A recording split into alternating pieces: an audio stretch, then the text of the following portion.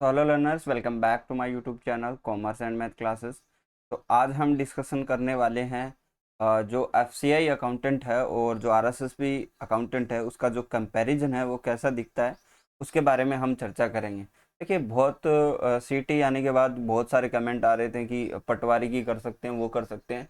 वो सारी चीज़ें ठीक है, कर सकते हैं, नहीं कर सकते, वो चीज़ें हमें भी पता है और जो कमेंट कर रहा है उसे भी पता है। लेकिन एज ए कॉमर्स स्टूडेंट आप क्या कर सकते हो और आपकी क्या क्वालिटीज है वो इम्पोर्टेंट है। अब कई बोल रहे हैं कि जो है अकाउंटेंट का काम एलडीसी से ज़्यादा नहीं है। अगर अकाउंटेंट का काम एलडीसी से ज़्यादा नहीं होता तो वो लोग एलडीसी के साथ ही निकालते, अकाउंटेंट की नहीं निकालते अलग से। जब आपका ऑडिट होता है, अकाउंटेंट का काम क्या है, सारे खर्चे वगैरह सब कुछ को मेंटेन करना। जब ऑडिट होता है ना, तो जो आफत आती है वो अकाउंटेंट के ऊपर आती है, एलडीसी के ऊपर नहीं आती। एलडीसी के ऊपर इतना कोई प्रभाव नहीं पड़ता।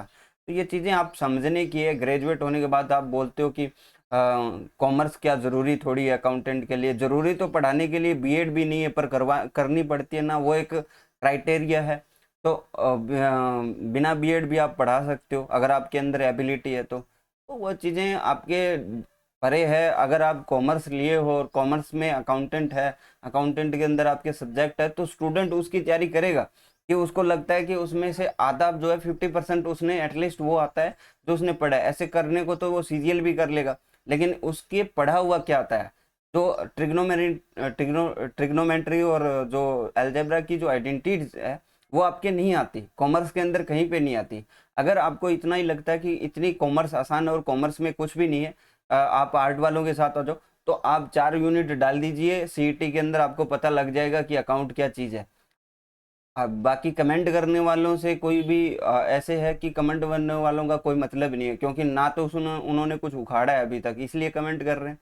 ठीक है, अब हम अपने पॉइंट पे आते हैं कि हमें अकाउंटेंट वर्सेस इसका जो कंपैरिजन है वो कैसे दिखता है, क्योंकि एक बार आपको फॉर्म फिल करना ही पड़ेगा। देखिए, पॉइंट्स यहाँ पे लिए, क्योंकि देखिए अगर अगर आप कॉमर्स के अंदर आपने अकाउंटेंसी वगैरह कुछ अच्छे से तैयार किया हुआ है और आपका इरादा ही है, तो आप ये फॉर्म जरूर फिल करें, क्योंकि इसकी कंपैरिजन मैं आपको बता देता हूँ। देखिए, पोस्ट की बात करें तो यहाँ पे 2100 पोस्ट है, 198 के आसपास, और 1900 के आसपास जो आपकी 198 टीआरए है। और इसकी जो है अकाउंटेंट है, टीआरए भी एज ए आप ये मानिए अकाउंटेंट ही होता है, लेकिन इसमें थोड़ी सी वर्कलोड आप ज़्यादा मान सकते हो, या फिर इसमें ऑडिट भी खतरनाक होता है, तो इसमें ज़्यादा लफड़ा होता है। ठीक है, 198 इसकी जो कट ऑफ जाती है, पीछे जो टाइम हुआ तो उसमें सेम पेपर से कट ऑफ निकालते थे, और जो हाईएस्ट इसकी थोड़ी सी हाई जाती थी, यानी आप अगर आप ज़्यादा मार्क्स आ रहे हैं तो आप टीआरए मिलेंगे। एफसीआई की अकाउंटेंट की बात करें तो इसमें 400 पोस्ट है, जो कि आपके 5 जोन में बटी हुई है। तो हमारे नॉर्थ जोन में जो सीटें आती है वो लगभग 142 के पास पास आसपास आती है।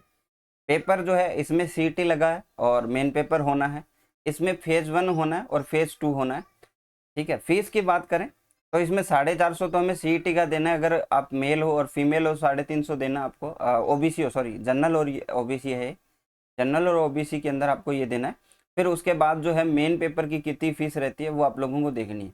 यहाँ पर हम बात करें तो 500 रुपये आपकी फॉर्म फी है जब आप एफसीआई अकाउंटेंट भर रहे हो। अगर आप महिला हो, अगर आप फीमेल हो, लड़की वगैरह है, तो उसमें आपको जीरो है इसकी फीस आपकी, और बाकी मेल्स के लिए आपकी 500 है।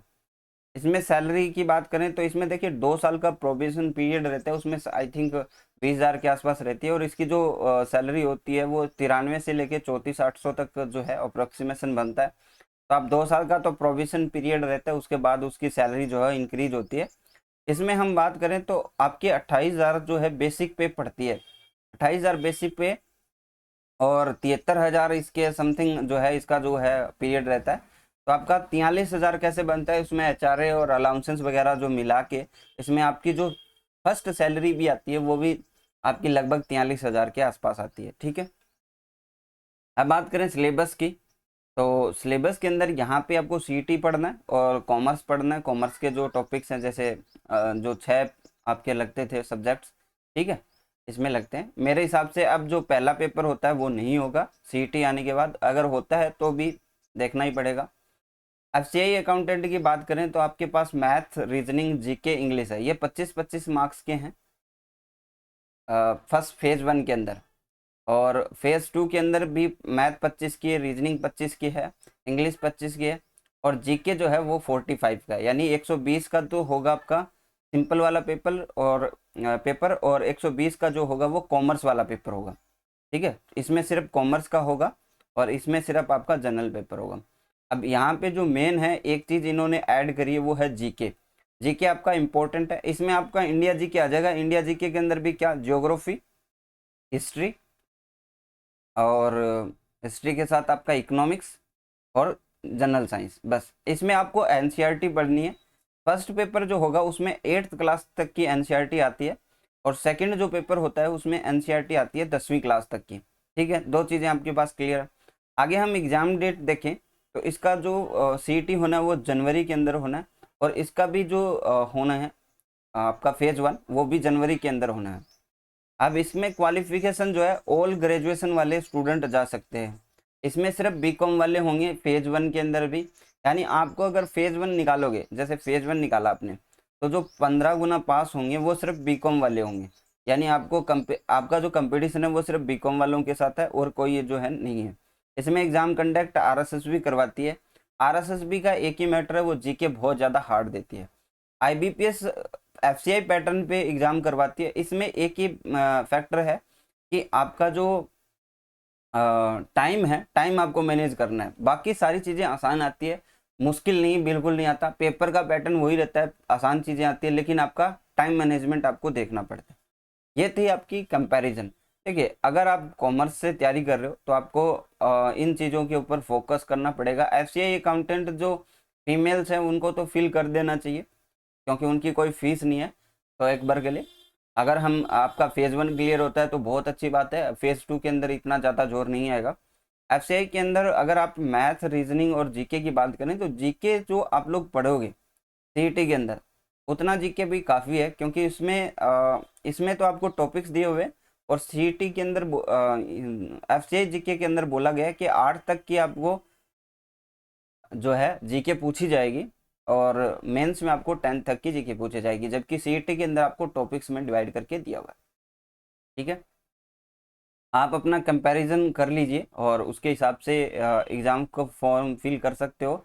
अभी उसमें टाइम है, अगर टाइम रहते आप फिल करोगे तो आपको आगे एग्ज़ाम देने का मौका मिलेगा।